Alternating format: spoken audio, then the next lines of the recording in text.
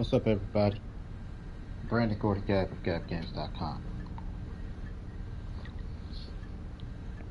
And this is No Man's Sky. So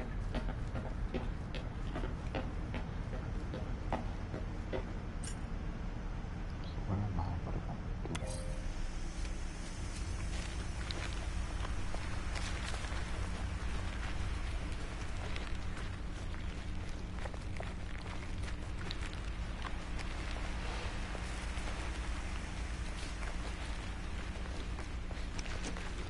Weather warning. Incoming storm. On space. Like I had to build because it came across stuff I haven't seen. Not that I haven't seen. Did a lot of jumping. So it just makes sense.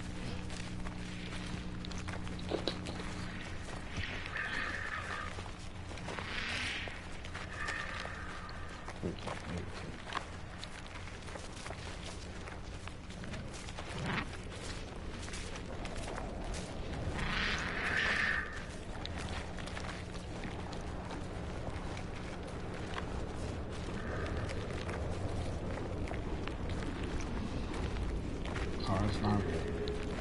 Good news, they first. Just gotta see.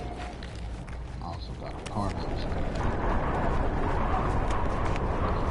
Better ones.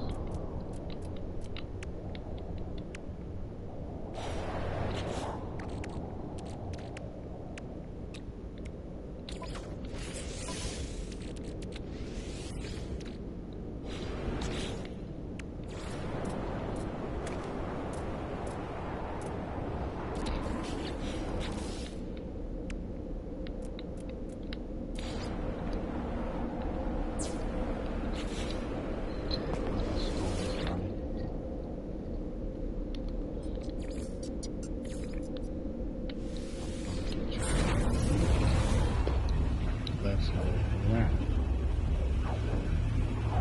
Grab some resources.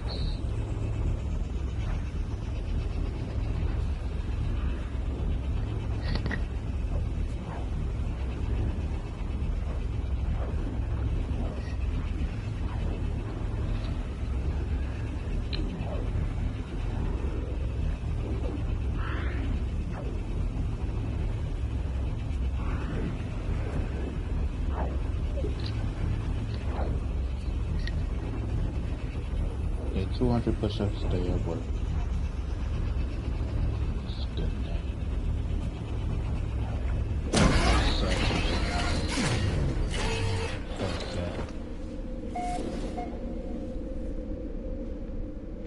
that's got all my job done.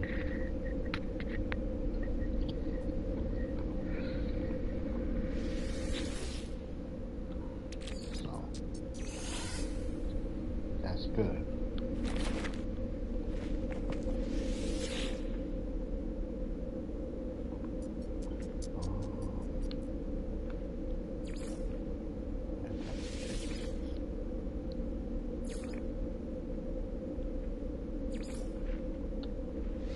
That's a good thing.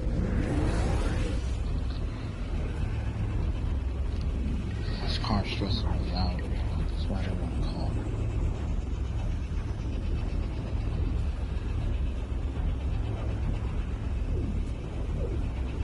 When I was ready and I had the money to put into the car. Didn't want to give me the car.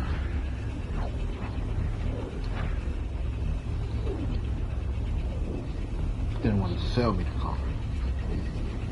Just give it to me. Sell it. Give it to me. Hey. Channel protection falling.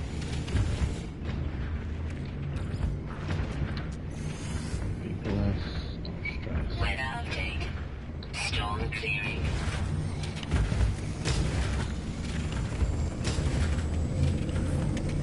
It's running properly. I could have made the money to put into it. Technology recharge.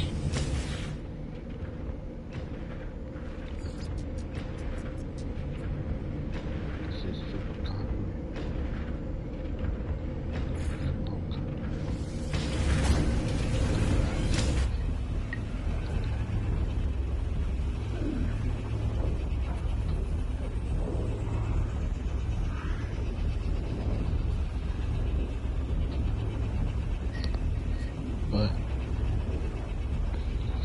it's surprising.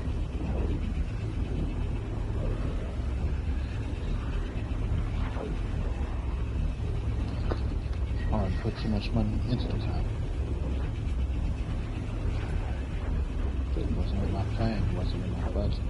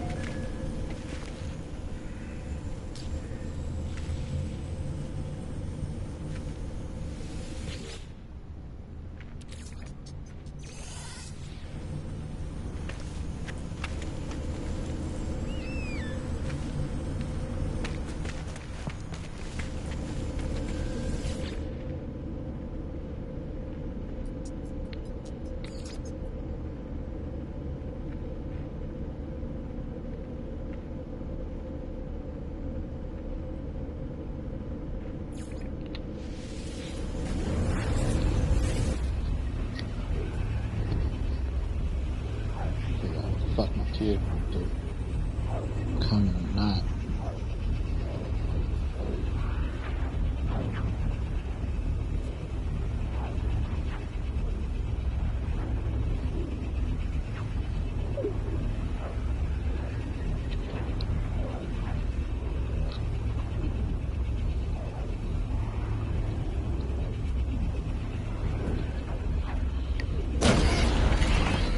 Extreme temperature detected.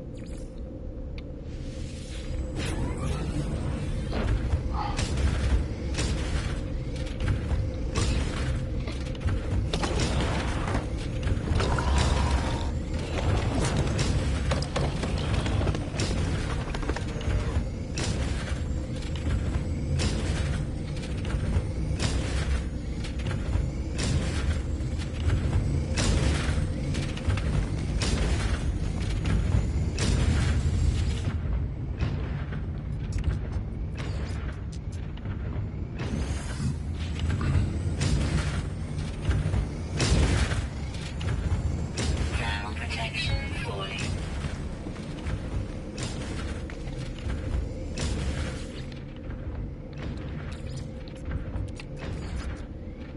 Technology recharging.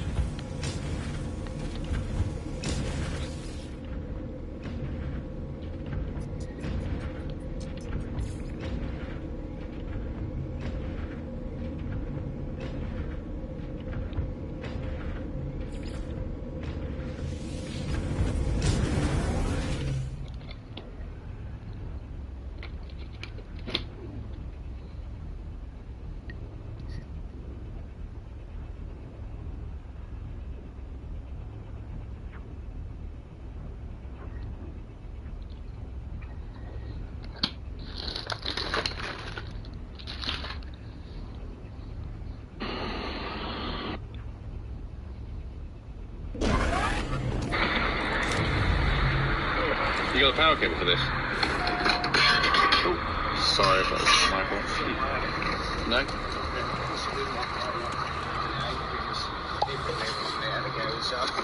What did you want for it? As it is.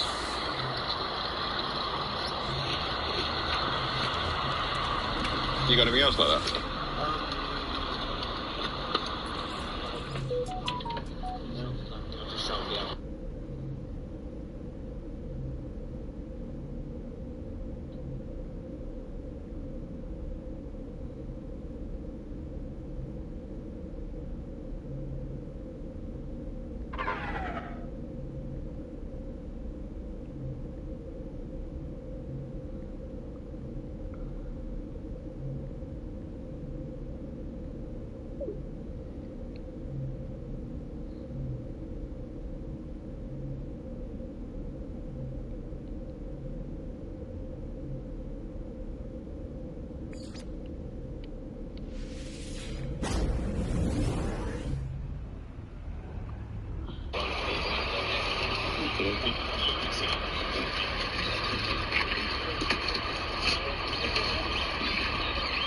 I'll give you a 5 for that. You got 5 change. Thanks, man. Morning.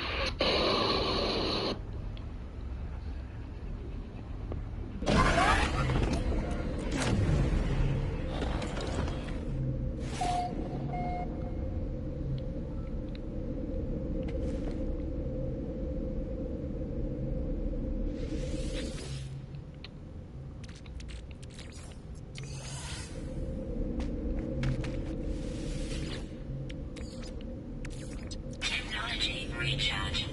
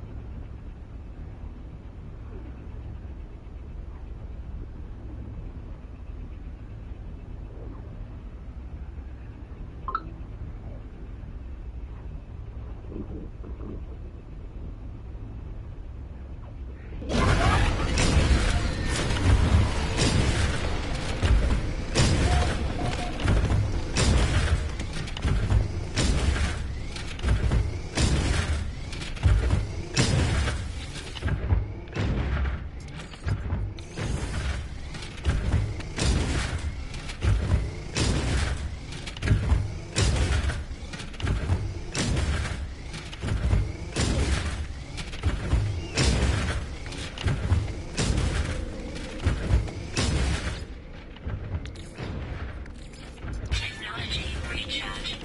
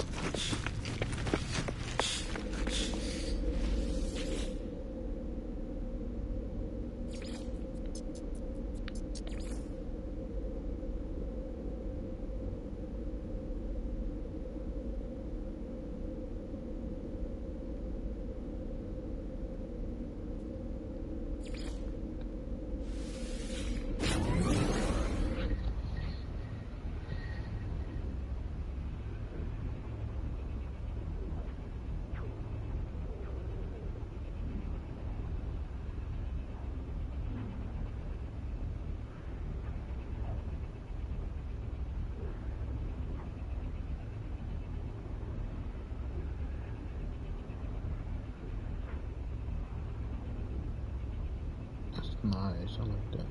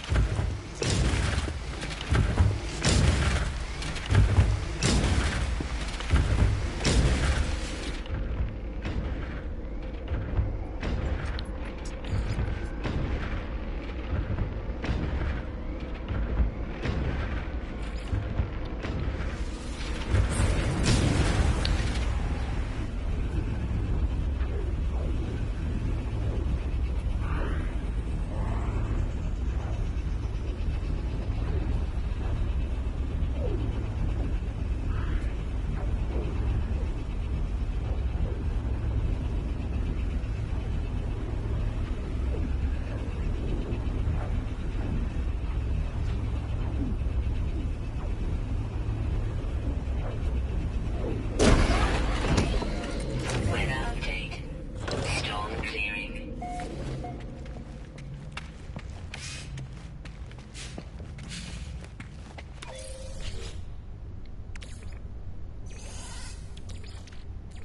Technology recharge.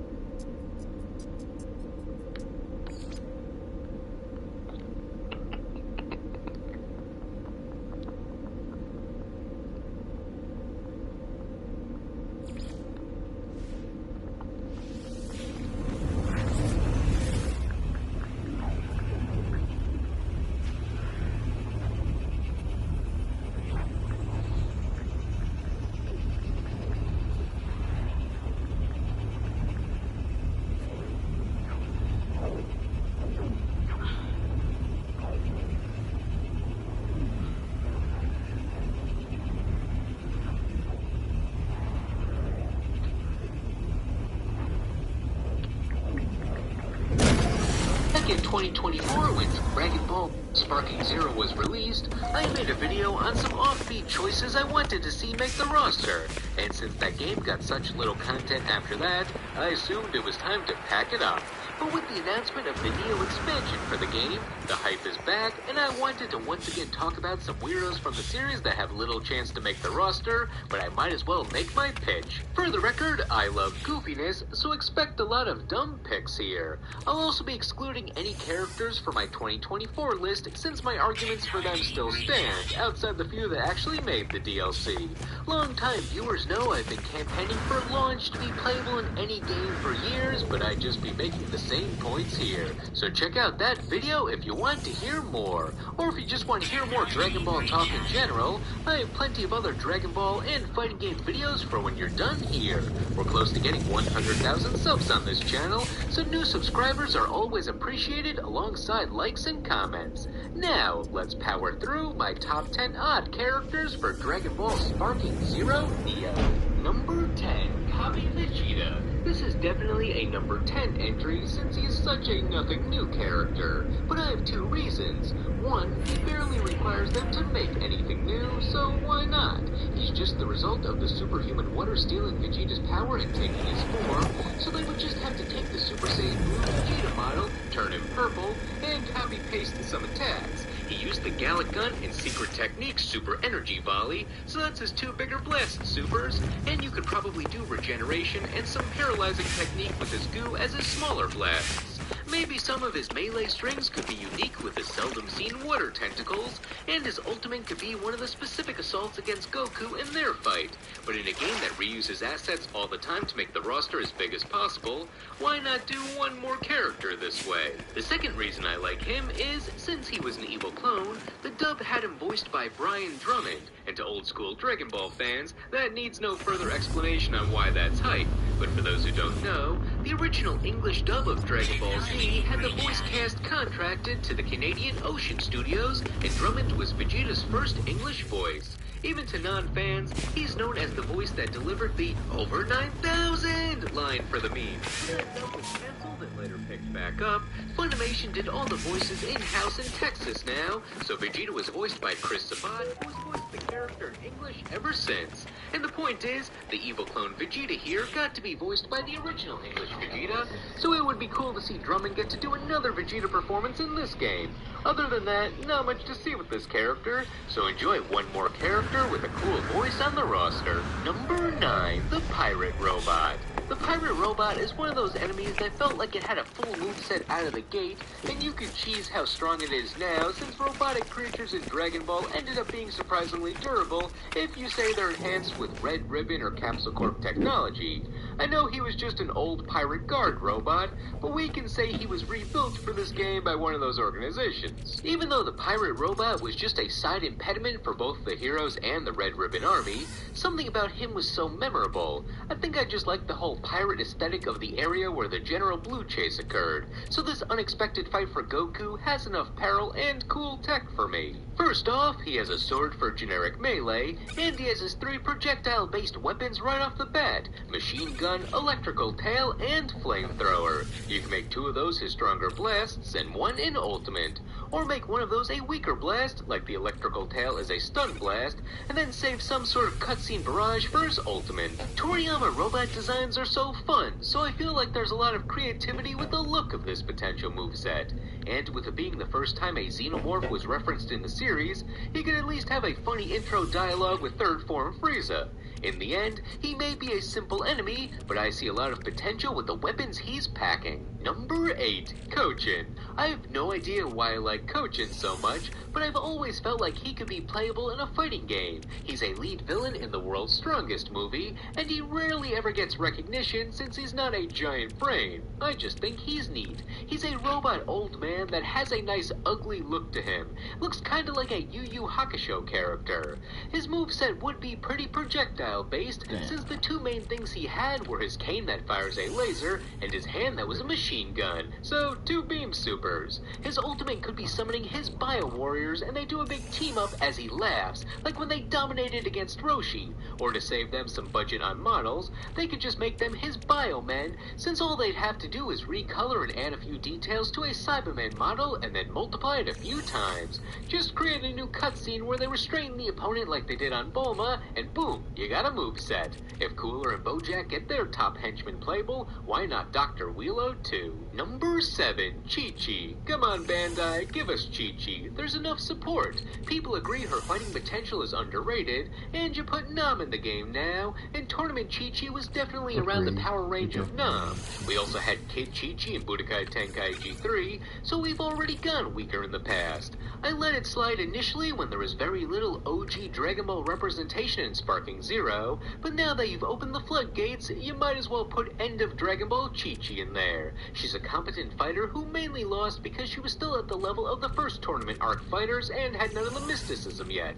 Plus she had to fight the eventual tournament winner. Get her a time machine and she'll dominate in those older tournaments, and some of the future tournaments. For strikes and rush supers, you can incorporate her rushes that she attempted to do against Goku, and mix in some moves from when she was training Goten and brainwashed by the Blackwater Mist to fight Gohan. And of course, they can just make up some rushes that fit in character. I also like how in her only playable fighting game appearance as an adult in Super Dragon Ball Z, she was using the Bancho fan, which seems like a great melee weapon and tool in this game for some wind-based blasts. Her kid self was also using it to throw ki in Budokai Tenkaichi 3, so the idea was there. Final note, in my good bad filler list, I mentioned that Chi-Chi liked stocking up on guns and filler scenes when she claimed that she could take on the villains, and I also said that I should be suggesting a bullet spray super for her when I recommend her for fighting games. So, yeah, let's do that. Put that somewhere in this moveset. The prophecy has been fulfilled. Number 6, Legic. I think it's baffling that Legic never got a shot in one of these games.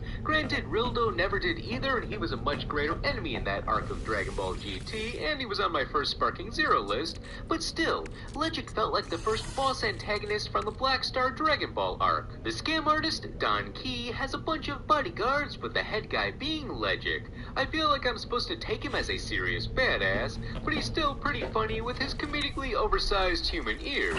His fighting style involved swords and energy, but the energy was red, so even if he gets stock moves on that attack strategy, it'll look visually appealing, and his energy volley was one-handed, so not totally stock animations there. But the bigger appeal is his double sword technique. As always, I think sword swings and melee strings is a no-brainer to make a character neat to play. He also creates them by pulling spikes out of his body that form the blades, which is an underrated skill in the series. Garlic Jr.'s henchmen did that in the Dead Zone movie, and I almost suggested them for this list solely because that is one of the most badass ways to unsheath your sword. Luckily, Legic is a more notable character to take that spot. For how he uses them, it's your standard sword slashing style, but the dual blades enable some interesting potential for cutscene supers, and make skills like the sword ki barrage produce more at a time if he even has that skill. Also, alongside the aforementioned Garlic Jr. guys, he was the only dual sword wielder in the series, which is crazy to think about. I did a video on sword fighters in Dragon Ball, and even the most reality-breaking fighters liked their single sword, so good on Legic for innovating. One thing that kinda diminished his swords is Goku just snapped both of them with ease once the fight got going, so it made Legic look a bit more bark than bite. However, he doesn't need to worry about that happening in this game. Legic ends his fight by leaving on his own laurels and quitting the henchman life, so maybe Sparking Zero can give us an official end to his fight with Goku. Number 5, Ninja Murasaki. The Murasaki fight was so fun in Dragon Ball. Being no match for Kid Goku, I feel like it might be a lost cause requesting him, but I have a couple of ideas to feasibly make him more resilient against some stronger characters, and just skills that would look neat in a fight. For base melee, he can of course swing his sword and has shuriken to throw, plus he has some after-image capabilities. He also has those tatami mats and camouflage that could be used as his way of dodging attacks. And is that an actual American flag he used, or just a flag that looks strikingly similar since America in any form doesn't technically exist in the Dragon Ball universe? His big gimmick though is his copy technique, where he seemingly summons clones to gang up on the opponent that are actually just his identical brothers. This would be great for some general melee and a cutscene blast, but for a unique way to give him more health, one of his brothers could essentially take over when his health lowers to a certain level and the previous one gets knocked out. This is mostly just for visuals to explain why his health bar is higher than it should be, but if they wanted to use it for some sort of resurrection mechanic, Another thing I'd love to see is, since he was second in command at Muscle Tower, his attacks involve some of the goons from there. Like he has a super where he fires a missile or rocket punch from Major Metallitron, or one where he uses Booyah to zap the opponent with some electricity. And for an ultimate, it can be from the filler where he tried to detonate the Android 8 bomb, but he just sticks the bomb to you instead. There you go, perfect moveset that requires making multiple character models. I'm sure they'll love that.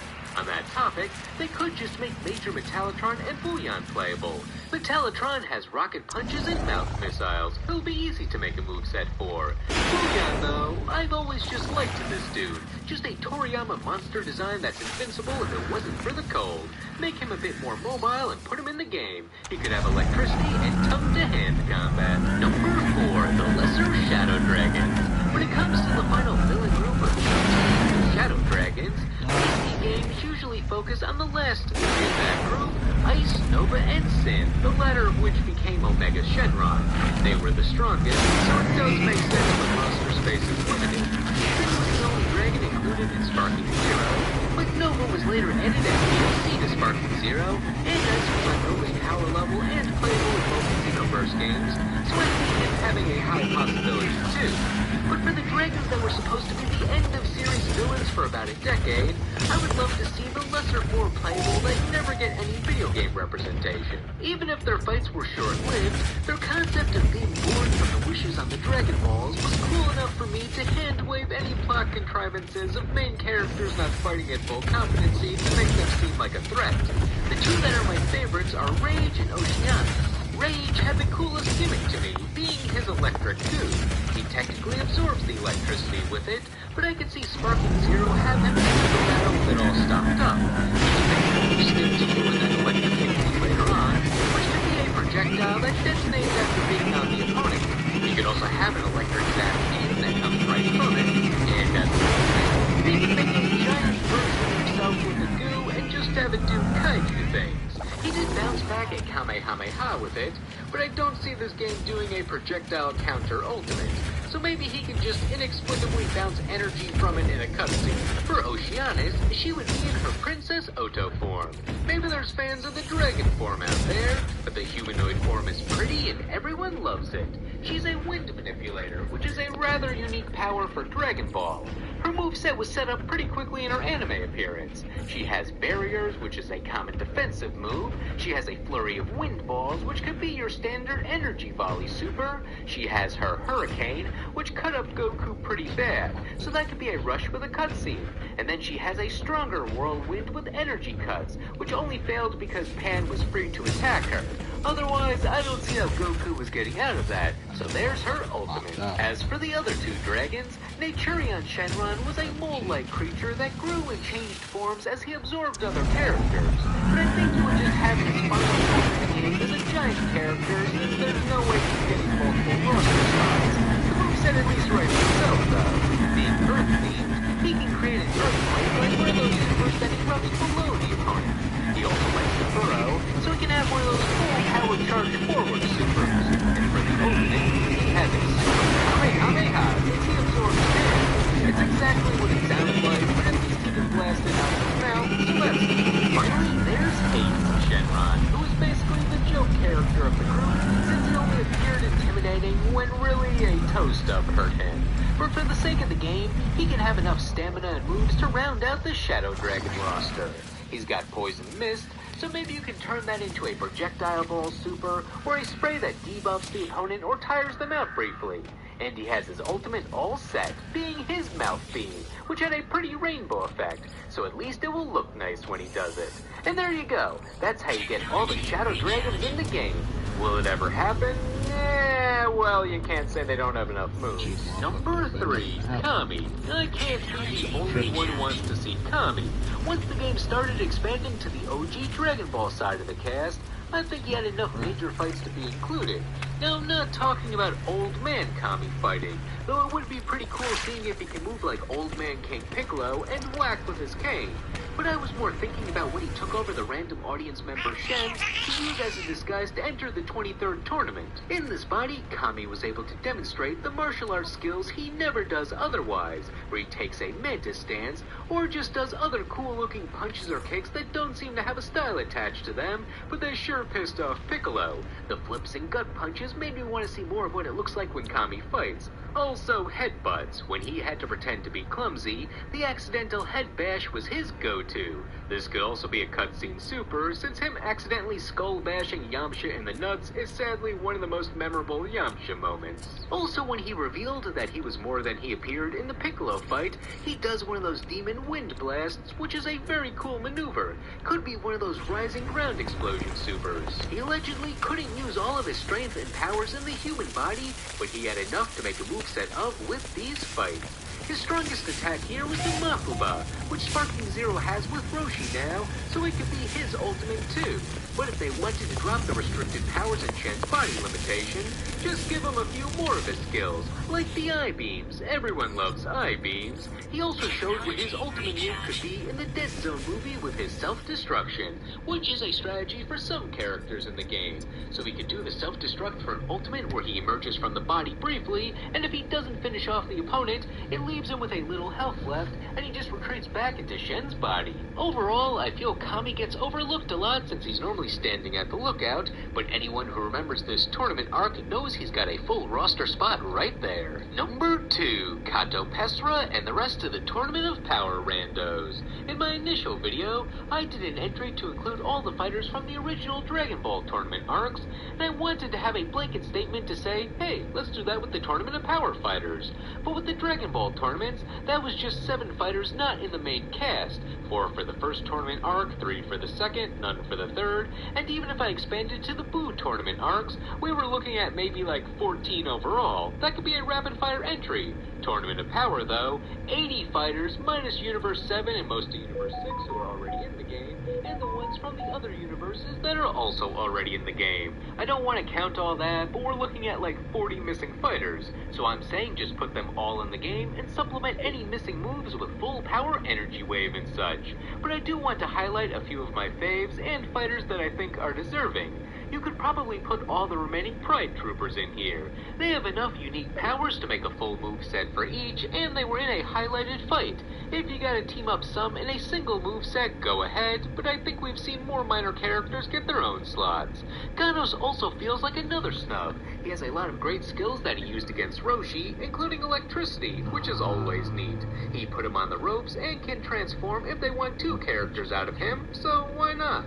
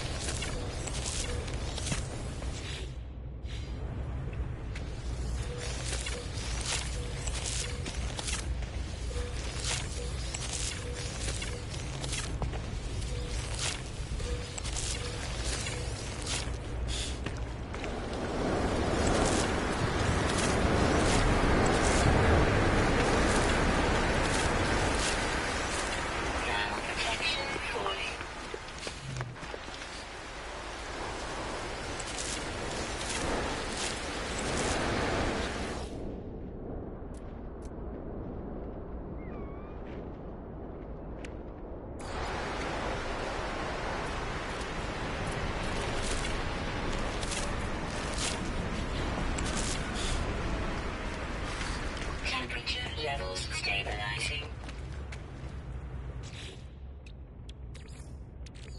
Technology recharge.